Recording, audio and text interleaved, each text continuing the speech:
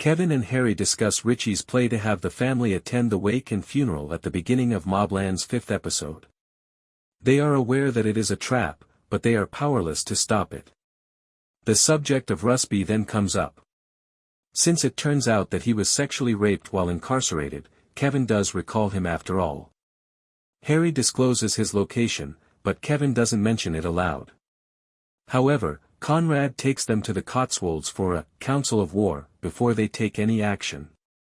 While traveling, Jan is taken aback to learn that they must go to Tommy's burial. Even though she is aware that it is a trap, she quickly changes her mind and consents to go after learning that Bella is also going. Harry reluctantly acknowledges that Richie made a brilliant play at the council. They're kind of screwed whether they go or not. Kevin thinks the wake and funeral are merely a power show and that nothing will actually happen. He wants to make the Harrigans look bad, and since he is upset and distraught, they would be entering enemy territory with no weapons at all. Eddie in particular needs to exercise caution and refrain from excessive drinking if they go. When he drinks too much, we've seen what happens. In addition, Harry has a backup plan and plans to sneak in some hardware so they have something to fall back on in case things go wrong. In summary, they will accept the invitation. Maeve and Eddie oppose Conrad's proposal and think it is a horrible idea, but Conrad ignores them. But it's Harry who uses one of Richie's thugs, who also happens to be having an affair with Vron, to broker this arrangement. Thanks to his phone, which he was able to crack using the number 123456, Harry has images. Fantastic password, friend. In any case, Harry succeeds in persuading the man to hide the firearms, and to make matters more agreeable, there is even some cash there. When Brendan visits Serafina, he extends an invitation to supper. In an attempt to impress her, he displays some uncut stones as well. He needs someone to assist fund the transaction, but he has a buyer. But if they do this, Serafina demands 80% of the commission. Despite his best efforts, Brendan is unable to negotiate. Amid all of this, Alice calls Jan and requests a meeting. Here, she learns about the burial and informs the officers of it. Maeve has already begun drinking as the funeral proceeds.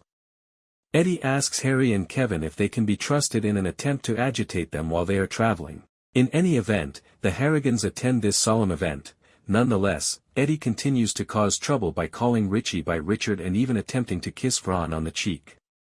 Maeve starts whispering in Conrad's ear during Richie's speech that Richie is staring him in the eye and punching him out.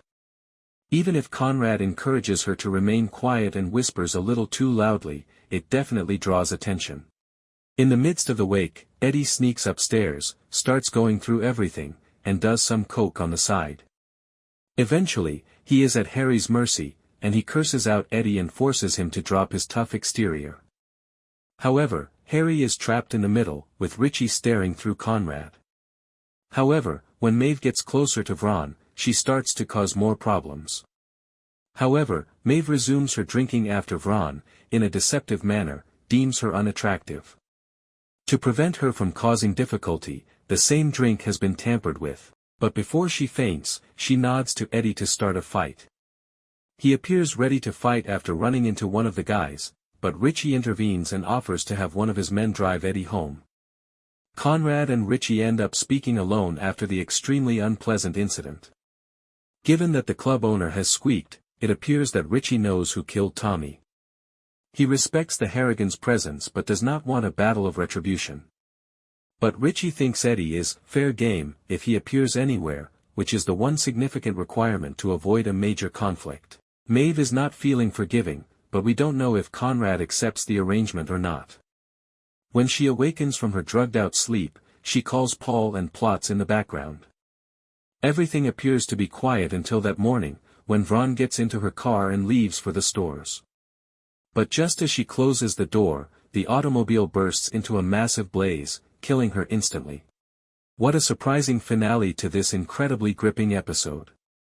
Out of all the chapters in this series, this is by far the greatest one. Harry finds himself in the midst of the tense, high-stakes funeral as a mediator. The relationship between Eddie and Maeve is out of control, and it's obvious that she's being belligerent and responsible for the hit on Vron as well as a lot of the turmoil with Eddie. Even so, I continue to doubt Eddie's involvement in Tommy's murder. Eddie was merely watching, but I believe it might be Maeve. In any case, that conclusion prepares the audience for an exciting, pun intended, series of episodes.